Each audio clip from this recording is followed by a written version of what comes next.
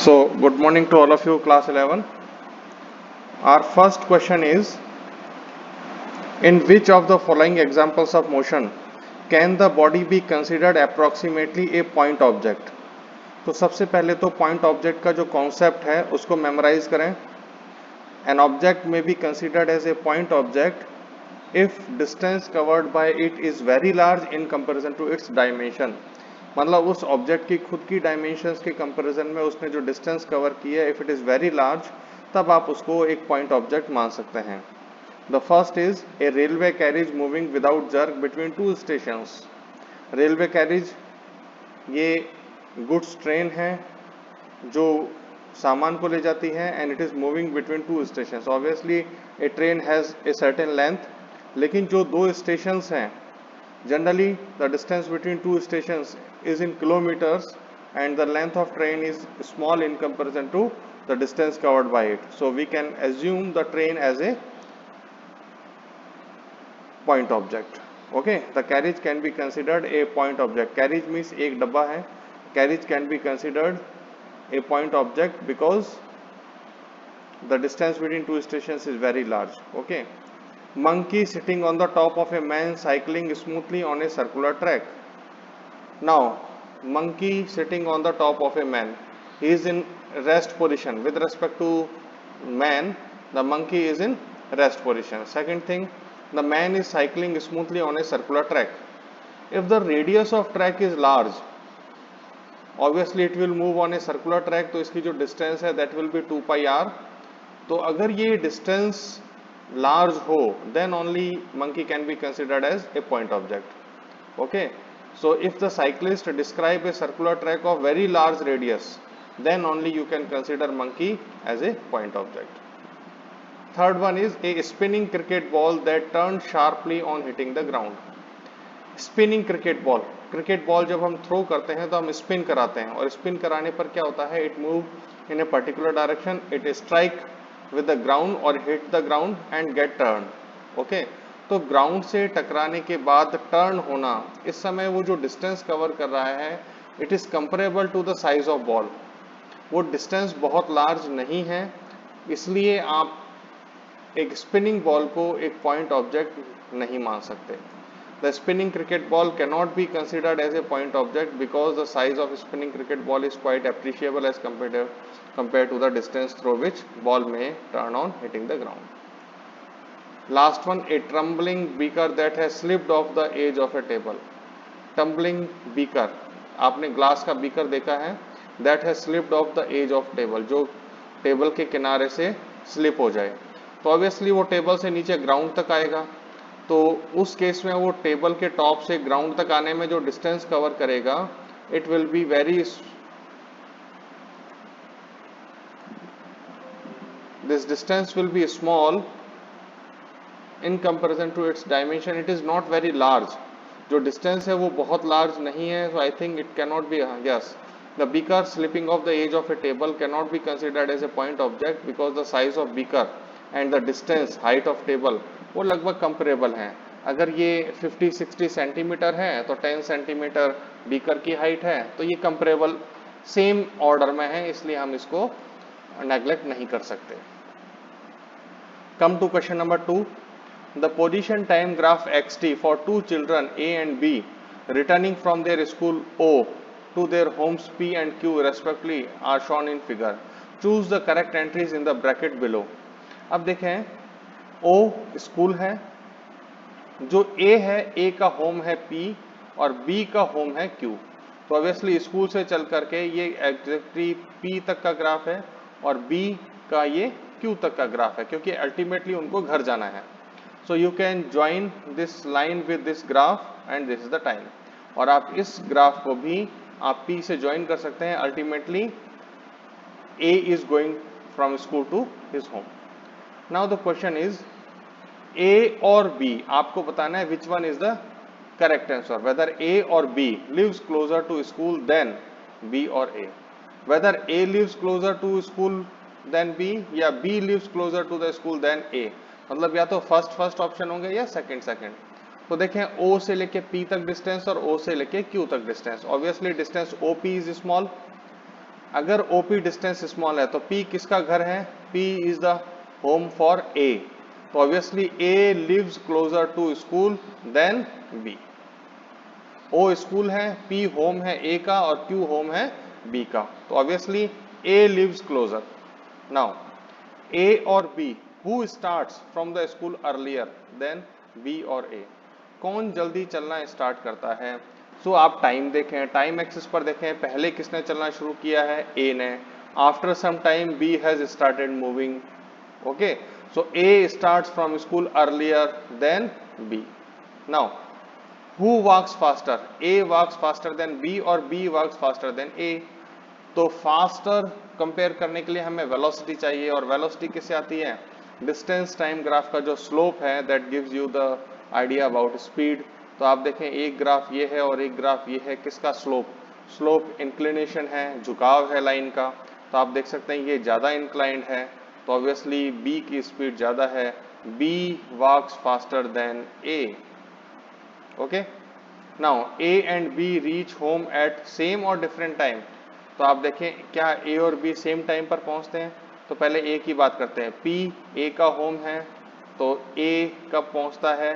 A इस time पर पहुंचता है। Q की बात करें, Q इस टाइम पर पहुंचता है। तो आप दोनों के टाइम देख सकते हैं कि B जल्दी पहुंचेगा और A बाद में पहुंचेगा, तो obviously A and B reach home at different time.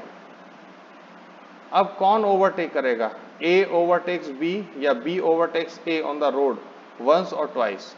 तो भाई A तो पहले चलना स्टार्ट कर देता है, B बाद में चलता है, तो ऑब्वियसली B इस पॉइंट पर आकर के मिलेगा और फिर B A को क्या करेगा? ओवरटेक करेगा। So the answer is B overtakes A on the road. कितनी बार? जहां पॉइंट ऑफ इंटरसेक्शन होता है वहां पर मिलते हैं। कितनी बार इंटरसेक्ट कर रहे हैं? एक बार। So on the road once. Okay, so these are the explanations. आप इनको फिर दोबारा से पढ़ सकते हैं। Next question number 3।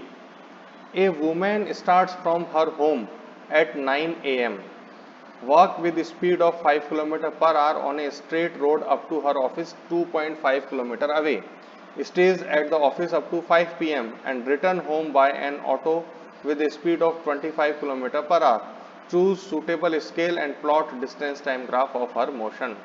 तो इसमें तीन चीजें हैं। 9 बजे घर से निकल के ऑफिस जाना, ऑफिस जाते समय स्पीड 5 km/h है, ऑफिस की जो डिस्टेंस है वो 2.5 किलोमीटर है। जब भी ऑफिस पहुंच जाएंगे फिर 5 बजे तक कहाँ रहना है? ऑफिस में रहना है। At 5 o'clock she will return home by an auto. Auto 25 km/h की स्पीड से ट्रेवल करेगा, 2.5 किलोमीटर डिस्टेंस कवर करनी है, and finally she will reach to her home. Okay, so first we talk about home to office. She has started journey at 9 AM, speed is 5 km/h, distance is 2.5 kilometre. कितना time लगेगा? This is not the accelerated motion, so time is equal to distance upon speed. Parameters देख लें क्या same units में है? Kilometre, km/h। Okay, 2.5 kilometre distance, 5 km/h, so this is half an hour and half an hour means 30 minutes. तो 9 AM पर अगर journey start की है तो she will be at office at 9:30, 30 minute पर वो पहुंच जाएगी। So time at which she reaches her office is 9:30. 9:30 to 5 she remains in her office. Okay, तो उसकी डिस्टेंस सेम रहेगी 2.5 किलोमीटर। ऑफिस का जो मूवमेंट है that has not been taken into consideration. Office is a point object माना है, उसके अंदर जो मूवमेंट है वो हमें इंक्लूड नहीं करना है। सो ऑफिस मीन्स 2.5 किलोमीटर, तो 9:30 to 5 PM लेडी की जो डिस्टेंस है वो 2.5 किलोमीटर रहेगी होम से। At 5 PM she will left for her home, so she leaves her office at 5 PM.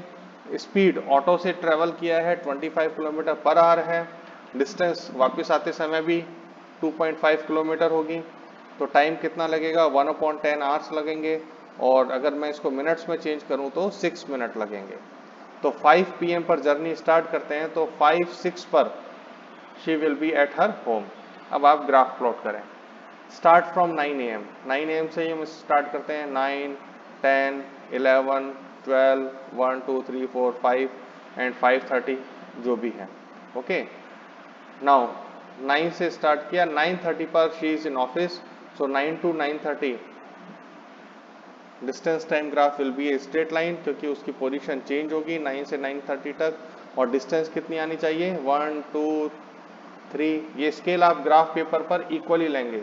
यहाँ पर ये डिस्टेंसेस अनइक्वल हैं, लेकिन आप वहाँ पर स्केल में ये डिस्टेंसेस इक्वल लेंगे। 1 किलोमीटर, 2 किलोमीटर, 3 किलोमीटर, तो 2.5 उसके मिड में आएगा, तो 2.5 kilometre. Now 9:30 to 5 her position is 2.5 kilometre away from her home. और फिर 5 से 5-6 तक she is returning, so the graph is in downward direction. Okay, तो जाते समय अपवर्ड एंड वापस आते समय downward, because 9 to 9:30 we are moving away from home, and from 5 to 5-6 we are moving towards home. Okay, question number 4. A drunkard walking in a narrow lane takes a 5-step forward. Drunkard, sharabi, walking in a narrow lane takes 5 step forward and 3 step backward. वो 5 step आगे जाता है और फिर 3 step पीछे आ जाता है। Followed again by 5 step forward and 3 step backward. हर बार वो यही रिपीट करता है। Each step is 1 meter long, हर स्टेप 1 मीटर लॉन्ग है, एंड रिक्वायर्ड 1 सेकेंड। 1 मीटर चलता है एक कदम में और 1 सेकेंड वो टाइम लेता है। आपको प्लॉट करना है distance time graph of his motion. Determine graphically and otherwise how long the drunkard takes to fall in a pit 13 metre away. कि आपको ग्राफिकली भी बताना है, दूसरे मेथड से ही बताना है कि वो जो शराबी है उसको 13 मीटर दूर जो गड्ढा है पिट, उसमें गिरने में कितना टाइम लगेगा फ्रॉम स्टार्ट, जर्नी स्टार्ट करने से। तो सबसे पहले तो हम ग्राफिकली लेते हैं। देखिए एक चीज ध्यान रखें, डिस्टेंस में हम पीछे आ सकते हैं, आगे जा सकते हैं, बट टाइम हमेशा फॉरवर्ड होगा। तो हमने 0 से लेके 40 सेकंड तक का ग्राफ ले लिया है, 5, 10, 15, 20, 25, 30, 35 एंड 40। पहले 5 स्टेप फॉरवर्ड जाएगा, तो यहाँ से अगर 5 स्टेप फॉरवर्ड जाएगा तो डिस्टेंस तो हो गई 5 स्टेप, और एक स्टेप 1 मीटर का है तो डिस्टेंस हो जाएगी 5 मीटर। 1 मीटर को कवर करने में 1 सेकंड लग रहा है, तो टाइम भी कितना लगेगा, 5 सेकंड लगेगा। तो 5 स्टेप फॉरवर्ड गया, तो ये हो गया 5,5, 5 second and 5 minute, sorry 5 second. Now अब वो 3 स्टेप फॉरवर्ड आएगा, तो आप देखिए यहाँ से 3 स्टेप सॉरी बैकवर्ड आए, 1 step, 2 step and 3 step. So his position is 2, his position is 2। पहले एक्स कोऑर्डिनेट लिखते हैं, फिर वाई कोऑर्डिनेट लिखते हैं। तो एक्स कोऑर्डिनेट 5 सेकंड तो ये लग गए थे, 3 स्टेप वो पीछे आया तो 3 सेकंड और लगेंगे, तो टाइम कितना हो जाएगा 8। लेकिन अब उसकी पोजीशन कितनी होगी, 5 से 3 स्टेप पीछे आ जाओ तो उसकी पोजीशन हो जाएगी 2, तो ये हो जाएगा 8,2। अब यहाँ से स्टार्ट करें, अब यहाँ से फिर 5 स्टेप फॉरवर्ड। जब 5 स्टेप फॉरवर्ड जाएंगे तो 8 सेकंड थे, 5 सेकंड और लगेंगे, तो टाइम क्या हो जाएगा 13 सेकंड। तो यहाँ 13 के कॉरस्पॉन्डिंग 13 सेकंड हो गया। 2 मीटर डिस्टेंस थी, 5 स्टेप फॉरवर्ड जाएगा तो 5 और 2 कितना हो जाएगा, 7 हो जाएगा। तो his position is 7 metre. Again 3 step backward, तो 13 से 3 सेकंड और लगेंगे, 16 सेकंड। 7 से 3 स्टेप बैकवर्ड आ जाएंगे, तो डिस्टेंस कहाँ हो जाएगी, 4 हो जाएगी। ओके, तो दिस इज 16,4। ओके, नाउ अब 5 स्टेप फॉरवर्ड, तो टाइम कितना हुआ, 16 एंड 5 21, और 4 से 5 स्टेप फॉरवर्ड गए, 5 मीटर ऐड कर दो, 9, 21,9। और फिर 3 स्टेप बैकवर्ड, तो बैकवर्ड जाने पर टाइम तो ऐड ही होगा 24 सेकंड, बट 9 में से 3 गया तो डिस्टेंस कितनी हो जाएगी, पोजीशन क्या हो जाएगी, this is position 6। Okay, this is the position. So फिर 5 step forward, 3 step backward and 5 step forward. ध्यान रखें एक बार खड्डे में जब आप गिर जाएंगे तो उसके बाद बाहर 3 स्टेप नहीं आएंगे, ये चीज ध्यान रखें। So it will take 37 seconds to fall in a pit. अब इसको हम न्यूमेरिकली कैसे सॉल्व करें। अगर वो 5 स्टेप फॉरवर्ड जाता है, 3 स्टेप बैकवर्ड जाता है, मीन्स 3 मीटर, और उसमें समय कितना लग रहा है 8 सेकेंड्स। तो 8 सेकेंड में अल्टीमेटली वो कितना चल रहा है, तो 5 में से 3 स्टेप बैकवर्ड आ गया, तो 5 में से 3 गया, तो अल्टीमेटली वो कितना चल रहा है, 2 मीटर चल रहा है, ठीक है। और समय कितना लग रहा है, 8 सेकेंड। हर 8 सेकेंड में वो 2 मीटर डिस्टेंस कवर करता है, ओके। तो distance covered by him in 16 steps और 16 सेकेंड कितना हुआ, अगर 8 सेकेंड में 2 मीटर, 16 सेकेंड में 4 मीटर, 24 सेकेंड में 6 मीटर, 32 सेकेंड में 8 मीटर, 32 सेकेंड में जब वो 8 मीटर हो गया तो नेक्स्ट अब डिस्टेंस कितनी रह गई, 5 मीटर रह गई। तो अगले वो 5 सेकेंड में, क्योंकि वो 8 मीटर तो चल लिया, 8 मीटर के बाद में अब उसका वो जो पिट है वो कितनी दूर है, 5 मीटर। तो अब हमने 2 मीटर ऐड क्यों नहीं किया है, क्योंकि वो अगले 5 मीटर में वो खड्डे में गिर जाएगा। तो डिस्टेंस 5 सेकेंड बाद कहाँ होगा, 32 में 5 सेकेंड ऐड करो तो 37 हो जाएगा, और 8 में 5 ऐड करो तो 13 मीटर हो जाएगा। डिस्टेंस ऑफ द पिट वो 13 मीटर है, इसलिए 13 मीटर तक पहुंचने में कितना लगा, 37 स्टेप्स लगे, तो 37 सेकेंड्स में वो खड्डे में गिर जाएगा। Next, a jet plane traveling at the speed of 500 km per hour eject its products of combustion at a speed of 1500 km per hour relative to the jet plane. What is the speed of latter? Latter means वो जो eject products हैं with respect to the observer on ground. देखिए jet plane 500 kilometre per hour की speed से चल रहा है। यहाँ आपको क्या दे रखा है, जो फ्यूल बर्न होता है वो इजेक्ट होता है, eject its products of combustion. जलने के बाद जो फ्यूल निकल रहा है वो 1500 किलोमीटर पर आवर की स्पीड पर ट्रेवल कर रहा है relative to the jet plane. ये बर्न गैसेस की स्पीड है, रिलेटिव स्पीड है बर्न गैसेस की, किसके रेस्पेक्ट में, relative to the jet plane. तो जेट प्लेन के रेस्पेक्ट में ये रिलेटिव वेलोसिटी है। अब आपको फाइंड क्या करना है, उन बर्न गैसेस की स्पीड बतानी है। लेटर मींस बाद वाली चीज, पहली चीज है जेट प्लेन और बाद वाली चीज क्या है, product of combustion means burn fuel. Burn fuel की स्पीड बतानी है with respect to an observer on ground, ground पर जो ऑब्जर्वर है उसके रेस्पेक्ट में।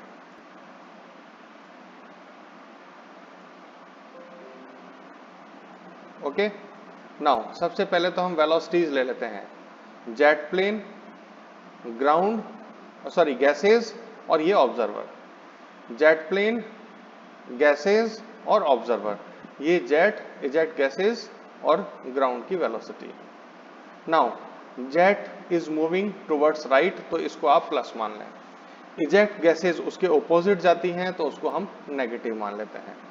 अब जेट प्लेन की स्पीड दे रखी है 500 किलोमीटर पर आवर। ग्राउंड की स्पीड, ग्राउंड तो रेस्ट में होता है, तो ऑब्जर्वर की स्पीड क्या होगी, 0 हो गई। What is relative velocity of plane with respect to observer, तो जेट प्लेन की रिलेटिव वेलोसिटी कितनी हो गई ऑब्जर्वर के रेस्पेक्ट में, 500 minus 0, jet plane minus observer. Velocity of A with respect to B क्या होती है, V minus V B. Subtract कर दें, 500 किलोमीटर पर आ गया। और क्या दे रखा है, relative velocity of combustion products, gases की वेलोसिटी दे रखी है with respect to jet plane, तो वीजी माइनस वीजे। गैस की वेलोसिटी किसके रेस्पेक्ट में, जेट प्लेन के रेस्पेक्ट में। ये कितनी दे रखी है, 1500 kilometre per hour. Negative sign क्या इंडिकेट करता है, that combustion products move in a direction opposite to that jet plane. Jet plane के कंपैरिजन में वो ऑपोजिट है। ओके, दोनों इक्वेशंस को ऐड कर दो तो क्या मिलेगा, Vj से Vj कैंसिल हो जाएगा, आपको मिलेगा Vg माइनस V0। मतलब गैसेस की वेलोसिटी किसके कंपैरिजन में, ऑब्जर्वर के कंपैरिजन में, यही पूछा गया था। अब गैसेस की वेलोसिटी कितनी थी, 500, और सॉरी ये रिजल्ट कितना है, 500 है। यहाँ पर माइनस का साइन आएगा, ये चीज ध्यान रखें, यहाँ पर माइनस का साइन आएगा, वही लिखा है नेगेटिव साइन इंडिकेट, तो यहाँ माइनस का साइन पुट कर लें क्योंकि ये ऑपोजिट है, तो माइनस 1500 आ जाएगा। 500 में से 1500 को लेस कर दो तो माइनस 1000 आ जाएगा। नेगेटिव साइन यही बताएगा कि जो relative velocity of eject gases है that is towards left, observer को वो जो धुआं है वो ऑपोजिट जेट प्लेन के ऑपोजिट जाता हुआ दिखाई देगा, इसीलिए यहाँ पर नेगेटिव साइन आएगा। यहाँ पर भी आप नेगेटिव साइन पुट करें। Next, a car moving along a straight highway with a speed of 126 km per hour is brought to a stop within a distance of 200 metre. एक स्ट्रेट हाईवे पर car travel कर रही है 126 kilometre per our से और इसको stop किया है 200 मीटर डिस्टेंस के अंदर, तो फाइनल वेलोसिटी 0 हो गई। लेकिन यहाँ मीटर है, ये किलोमीटर है। What is the retardation and how long, means कितना टाइम लगेगा does it take for car to stop. सबसे पहले तो आप चेंज करें, 126 किलोमीटर पर आवर है, इसको आप 5/18 से मल्टीप्लाई करके मीटर पर सेकेंड में चेंज करें, 35 मीटर पर second. Final velocity is 0 because car is brought to rest. कितनी डिस्टेंस कवर की है, 200 मीटर डिस्टेंस की है। आपको रिटार्डेशन मीन्स एक्सेलरेशन बताना है और टाइम बताना है। तो सबसे पहले तो आप थर्ड इक्वेशन लगा दें, v square is equal to U square plus 2as, final velocity 0, u 35, 2 as it is, a not known, s की वैल्यू 200। तो यहाँ एक्सेलरेशन आ जाएगा -3.06 मीटर पर सेकेंड स्क्वायर। नेक्स्ट पूछा है आपसे टाइम, तो v is equal to you plus 80 से आप टाइम कैलकुलेट करें। v is 0, u is 35, a की वैल्यू -49/16 है इंटू t। यहाँ से टाइम की वैल्यू -49/16 t को ट्रांसफर कर दें तो 35 रह जाएगा, 16 मल्टीप्लाई में जाएगा, 49 डिवाइड में। So it is 18/7 means 11.43 second. Acceleration में नेगेटिव वैल्यू है, it means acceleration is negative, so ये रिटार्डेशन है। Okay, this is a very simple numerical. Now two trains A and B of length 400 meter each are moving on a two parallel tracks with a uniform speed of 72 km per hour in the same direction with A head of B। जो train A है वो B से आगे है। The driver of B decided to overtake A and accelerate by 1 meter per second square. If after 50 seconds the guard of B just brushes past the driver of A, what was the original distance between them? दोनों train के बीच की distance कितनी थी वो बताना है। अब एक ट्रेन की जो लेंथ है वो 400 मीटर है।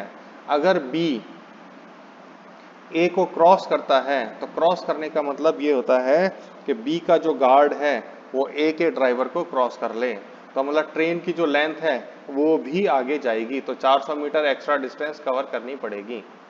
तो सबसे पहले तो देखते हैं इनिशियल वेलोसिटी कितनी है। Initial velocity 72 kilometre per our और ट्रेन कितनी स्पीड से चल रही है, इसको अगर मीटर पर सेकंड में हम चेंज करें तो 20 मीटर पर सेकंड। कितना टाइम बताया है क्रॉस करने में, 50 सेकंड।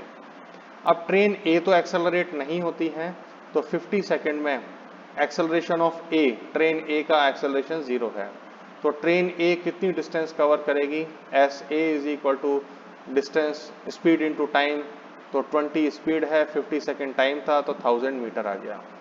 लेकिन अगर हम ट्रेन B की बात करें, 72 किलोमीटर पर आवर स्पीड है, 20 मीटर पर सेकंड हो गया, ये भी 50 सेकंड में क्रॉस करती है, लेकिन ये एक्सेलरेट होती है 1 मीटर पर सेकंड स्क्वायर से। अब आप बताएं कि दोनों इसने कितना डिस्टेंस कवर किया।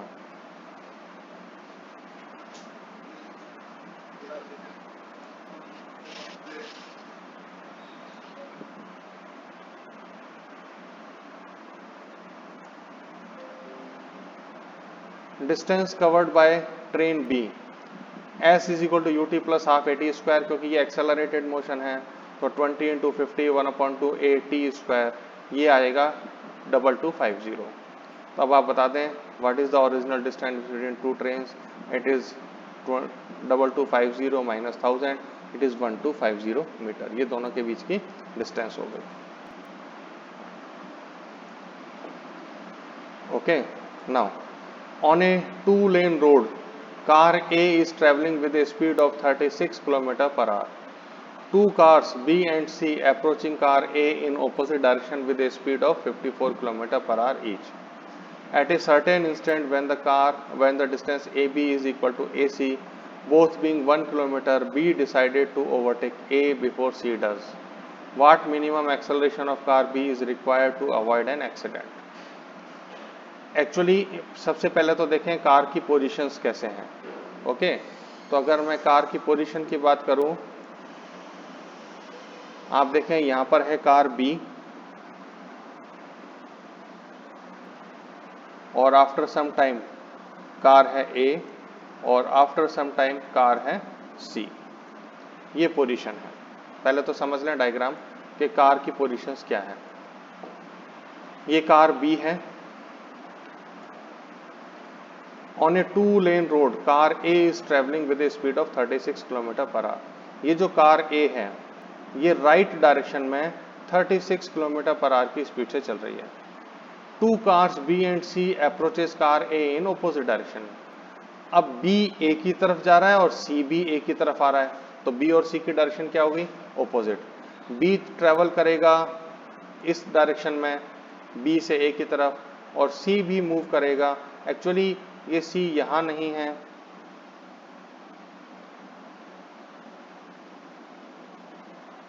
ये 2-lane रोड है, सी एक्चुअली यहां है।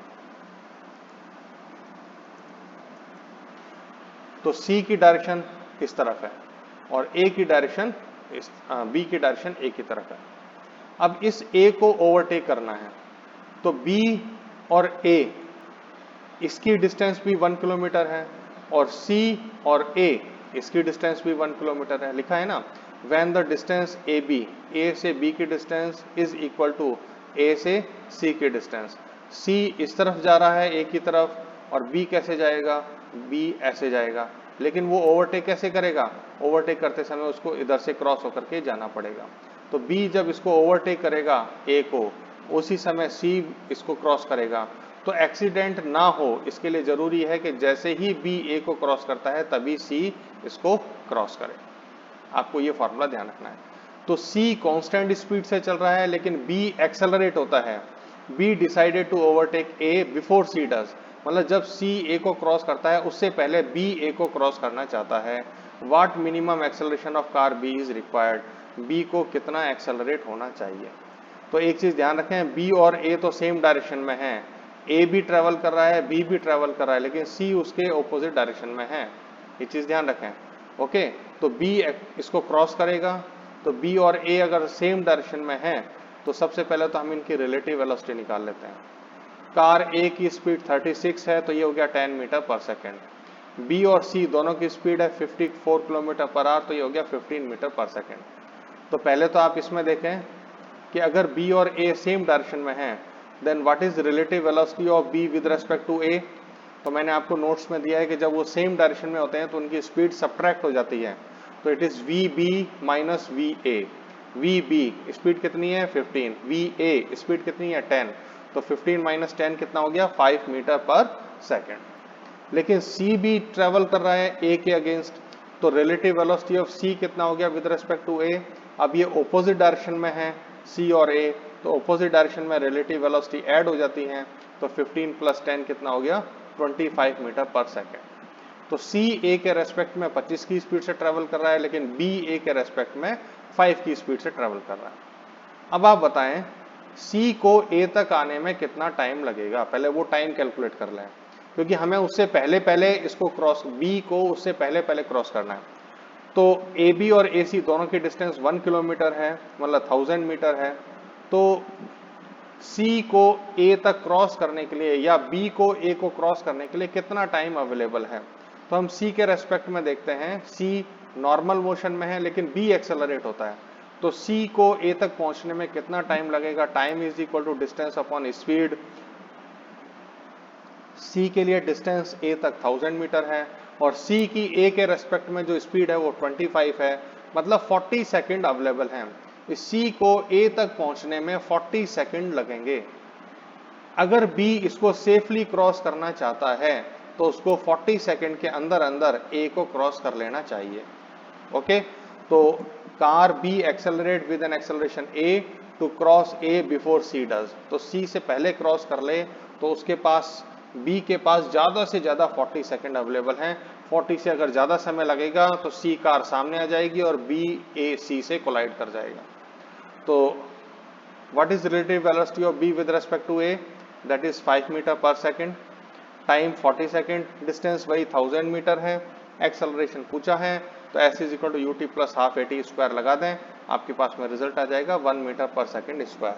तो b को 1 मीटर पर सेकेंड स्क्वायर से एक्सेलरेट होना चाहिए, तो b a को 40 सेकेंड में क्रॉस कर लेगा और तब तक c भी 40 सेकेंड में a को क्रॉस कर लेगा। Okay, so this is the minimum time required.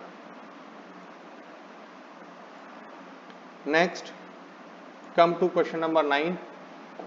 Again, ये एक रियल टाइम सिचुएशन है जो हम कई बार ऑब्जर्व करते हैं। Two towns A and B are connected by a regular bus service with a bus leaving in either direction in every t minutes. जैसे A से B की तरफ हर t मिनट में एक बस चलती है और एक B से A की तरफ हर t मिनट में एक बस चलती है। मतलब एक बस A से B की तरफ चलती है, एट द सेम टाइम दूसरी बस B से A की तरफ आती है। दोनों की फ्रीक्वेंसी सेम है, हर t मिनट में। जैसे हम कहते हैं जयपुर से दिल्ली जाना है, हर 30 मिनट में जयपुर से दिल्ली के लिए बस है, और दिल्ली से ही बात करें हर 30 मिनट में दिल्ली से जयपुर के लिए बस है। इसी टाइप से t मिनट्स टाइम इंटरवल है। लेकिन जब आप ट्रैवल करते हैं तो आपकी स्पीड और बस की स्पीड दोनों इंक्लूड होती है, तो अब आपको रिलेटिव स्पीड फाइंड करनी पड़ेगी। A man cycling with a speed of 20 kilometre per our किस डायरेक्शन में ट्रेवल कर रहा है? ए से बी की तरफ। तो इधर टाउन ए है, इधर टाउन बी है। अब हम ऐसा करते हैं, यहां पर फिर अगेन इस टाइप से समझते हैं। ये टाउन हो गया ए और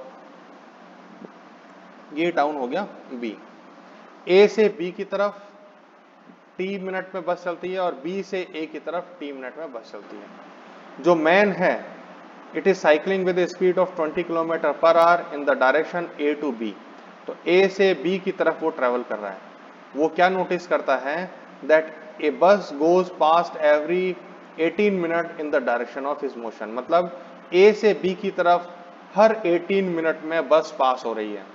पीछे से ए से आने वाली जो बसें हैं वो हर 18 मिनट में उसको क्रॉस कर रही हैं, जबकि every 6 minute in opposite direction B से ए की तरफ जाने वाली जो बसेस हैं वो हर 6 मिनट में क्रॉस होनी है, जबकि होना कितने में चाहिए? हर t मिनट में।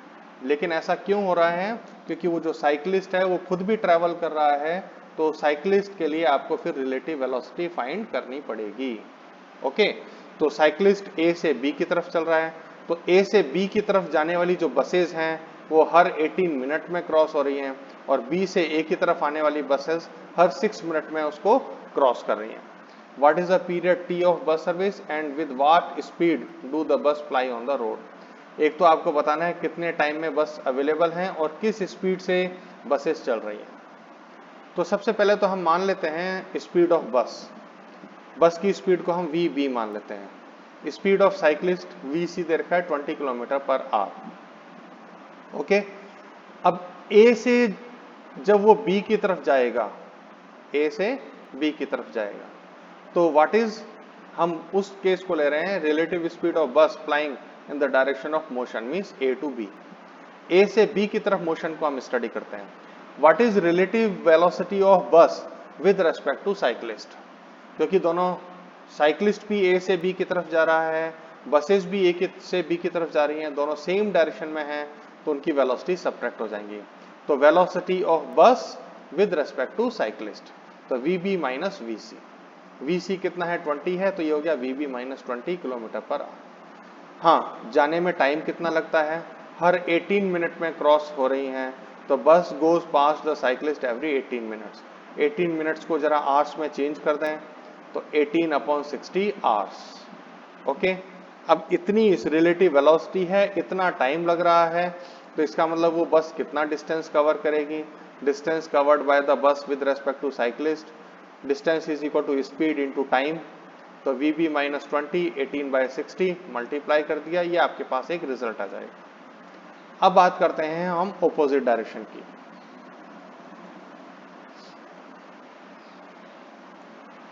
Now since the bus leave after every t minutes, तो हम एक्चुअली बात करते हैं, अगर हम साइकिलिस्ट की बात ही ना करें तो बस हर t मिनट के बाद चलती है। हर t मिनट के बाद चलती है।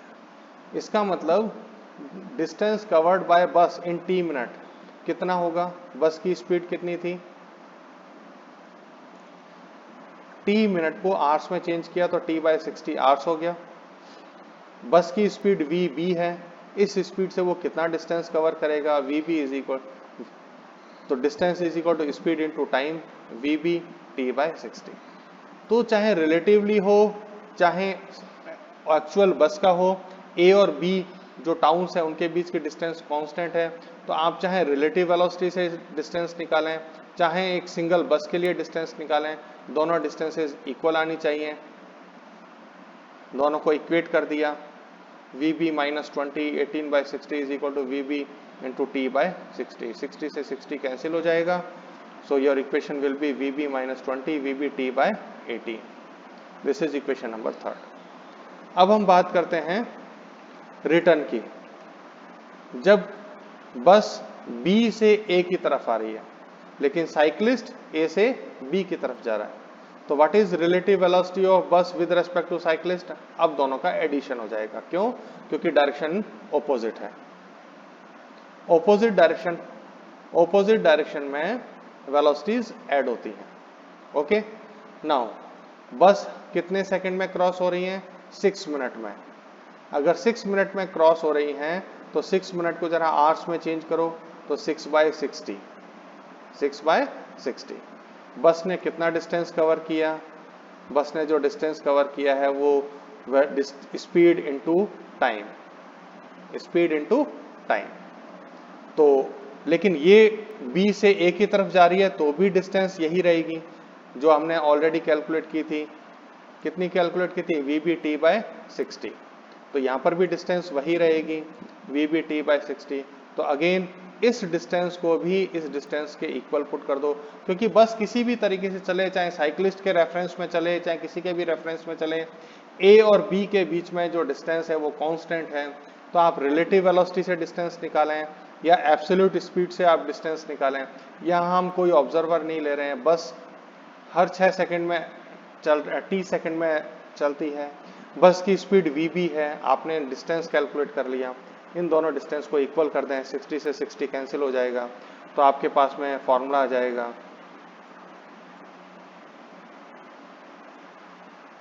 vb plus 20 is equal to vb t by 6। अब आपकी ये इक्वेशन नंबर 6 हो गया, और पहले भी एक इक्वेशन आया था vb minus 20 vb t by 18, दोनों को डिवाइड कर दो, डिवाइड करते ही t से t और vb से vb कैंसिल हो जाएगा, तो vb plus 20 upon vb minus 20 is equal to 3। Solve कर लें तो vb आ जाएगा 40 किलोमीटर पर आवर, मतलब जो बस है वो 40 किलोमीटर पर आवर की स्पीड से ट्रेवल कर रही है। और अगर ये वैल्यू आप किसी भी इक्वेशन में पुट कर दें, ये देखिए vb एंड vb, तो आपके पास में टाइम आ जाएगा 9 मिनट। मतलब वो जो बस है हर 9 मिनट में A से B की तरफ और B से A की तरफ जा रही है।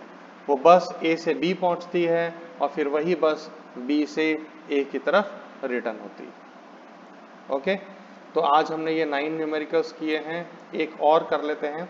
ए player throws a ball upward with an initial speed of 29.4 meter पर second. What is the direction of acceleration during the upward motion of the ball? ऊपर की तरफ थ्रो किया है, एक्सेलरेशन डाउनवर्ड होता है, तो ग्रेविटी के कारण वर्टिकली डाउनवर्ड होगा। What are the velocity and acceleration of the ball at the highest point of its motion? Highest point पर वेलोसिटी 0 होती है लेकिन एक्सेलरेशन हमेशा 9.8 मीटर पर सेकेंड स्क्वायर होता है, क्योंकि ग्रेविटी है और acceleration due to gravity 9.8 metre पर सेकेंड स्क्वायर होगा और डायरेक्शन डाउनवर्ड होगी। Choose x is equal to 0 and time is equal to 0 to be the location and time of ball at its highest point. Highest point को आपको x is equal to 0 मानना है और time is equal to 0 मानना है। And vertically downward direction to be positive, तो downward direction को आपको पॉजिटिव मानना है। Now give the sign of position, velocity and acceleration of the ball during it upward and downward motion. तो आपको जाते समय और आते समय इनके साइन बताने हैं क्या होगा। तो सबसे पहले देखें during upward motion, sign of position is negative. क्यों? क्योंकि डाउनवर्ड डायरेक्शन को हमने प्लस पॉजिटिव एक्स माना है, तो अपवर्ड जाते समय पोजीशन कैसा होगा? नेगेटिव होगा। सिमिलरली साइन ऑफ वेलोसिटी की बात करें, अपवर्ड डायरेक्शन में वेलोसिटी डिक्रीज होती है, तो इसलिए वेलोसिटी क्या हो जाएगा, नेगेटिव होगा। लेकिन एक्सेलरेशन पॉजिटिव होगा। एक्सेलरेशन पॉजिटिव क्यों होगा ये बताएं।